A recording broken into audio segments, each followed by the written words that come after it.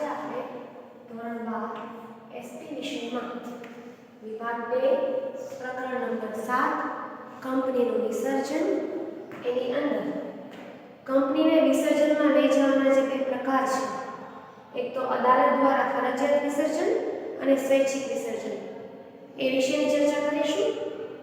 સૌથી પહેલો પ્રકાર છે અદાલત દ્વારા ફરજિયાત વિસર્જન.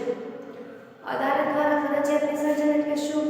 તો કે જે કંપનીને અદાલતે ફરજામાં લઈ જવાનો હુકમ કર્યો હોય એને કહેવામાં આવે છે અદાલત દ્વારા ફરજિયાત વિસર્જન.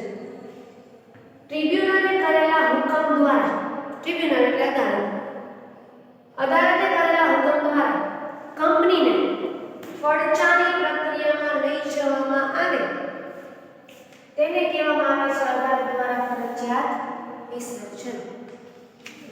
અદાલત દ્વારા ફરજિયાત વિસર્જન કરવાના સંજોગો કયા છે? એવા કયા સંજોગો ઊભા થાય કે અદાલતે ફરજિયાત પડે એવો નિર્ણય આપવો પડે કે કંપનીને ફરજામાં લઈ જાય? તો એના સંજોગો અહીં આપેલા છે.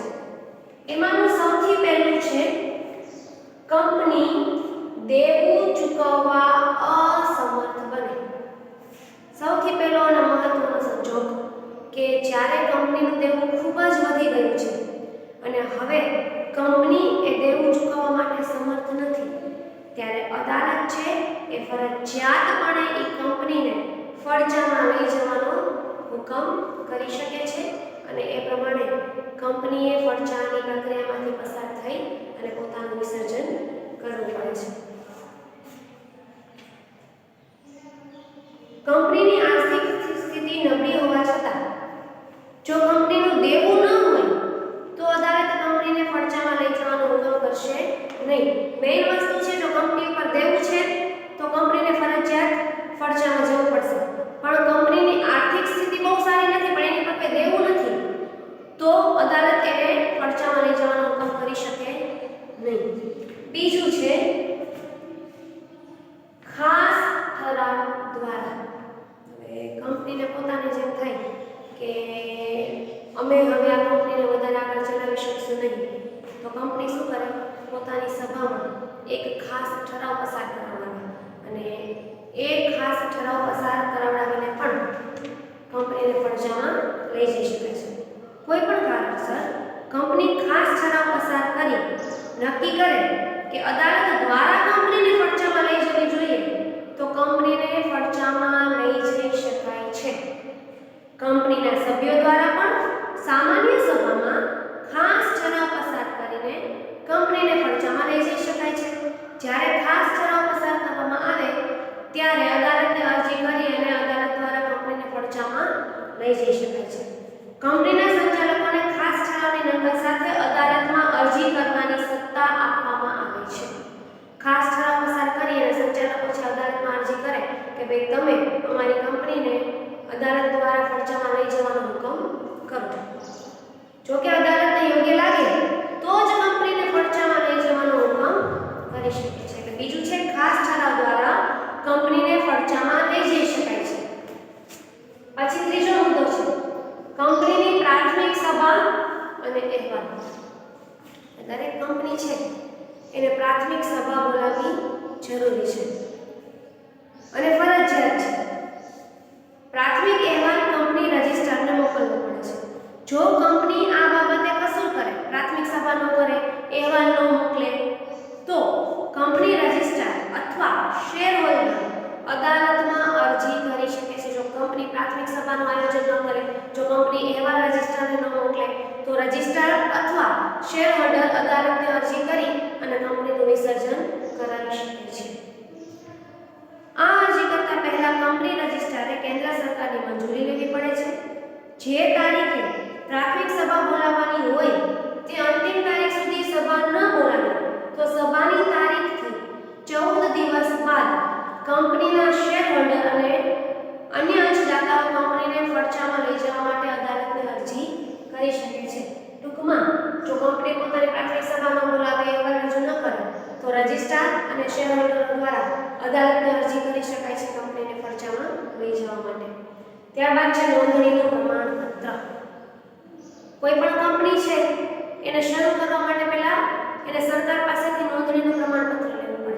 હવે કંપનીએ પ્રમાણપત્ર લઈ લીધું પણ 1 વર્ષ સુધી એને ધંધો શરૂ ન કર્યો તો એવા સમયમાં પણ એને ફરજામાં લઈ જઈ શકાય છે. કંપનીને નોંધણીનું પ્રમાણપત્ર મળ્યા બાદ 1 વર્ષનો ધંધો શરૂ ન કરે અથવા બંધ રાખે ધંધો તો ટ્રિબ્યુનલ આ અંગેના કારણોની તપાસ કરી કંપનીને ફરજામાં લઈ જવાનો નિર્ણય આપી શકે છે. પણ જો કંપની એ ધંધો બંધ રાખવા માટેના યોગ્ય કારણો આપે કે આ કારણસર અમે 1 વર્ષ સુધી ધંધો નથી કર્યો એવા યોગ્ય કારણો આપે તો અદાલત છે એને ફરજામાં લઈ જવાનો નિર્ણય આપતી નથી.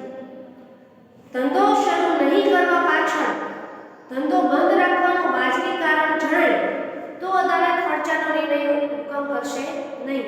કયા વાજબી કારણ? પહેલું, જો કંપનીએ ભારતમાં અને વિદેશમાં ધંધો કરવા અંગેની સ્પષ્ટતા આવેદનપત્રમાં જણાવેલ હોય અને કંપની વિદેશમાં ધંધો કરે અને ભારતમાં ધંધો બંધ હોય તો કંપનીને ફરજામાં લઈ જઈ શકાય નહીં.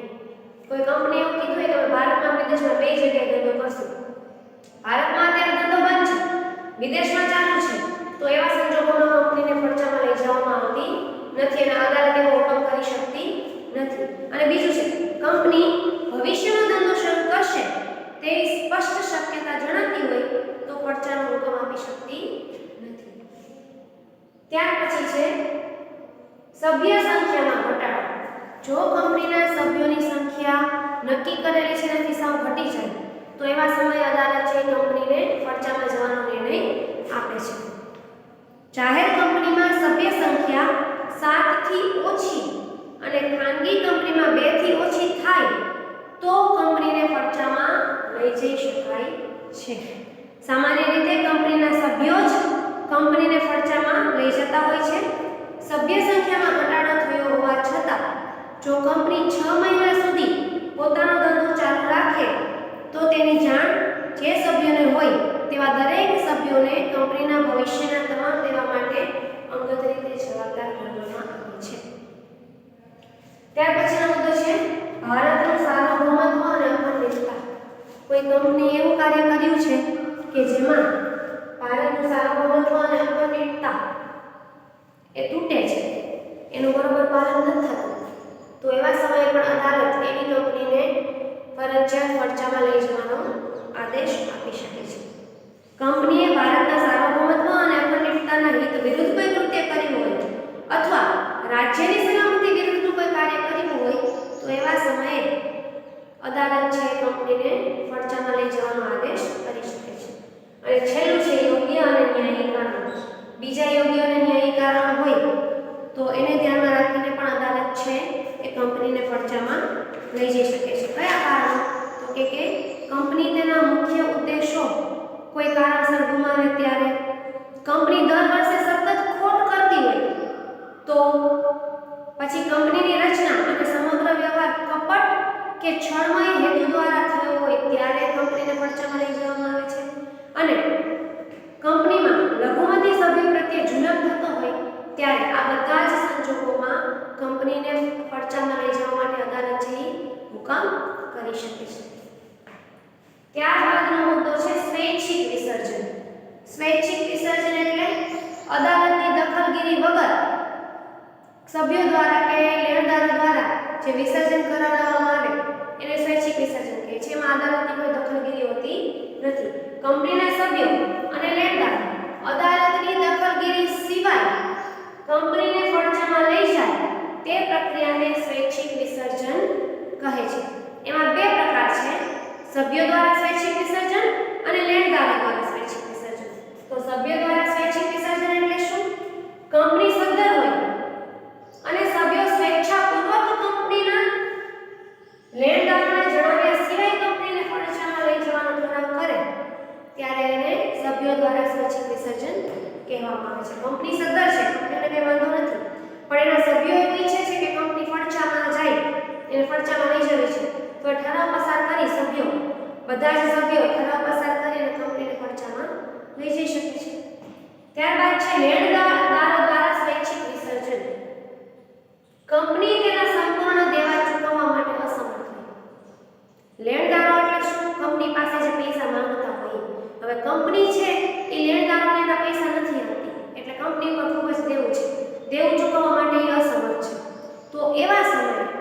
લેણદારો જે છે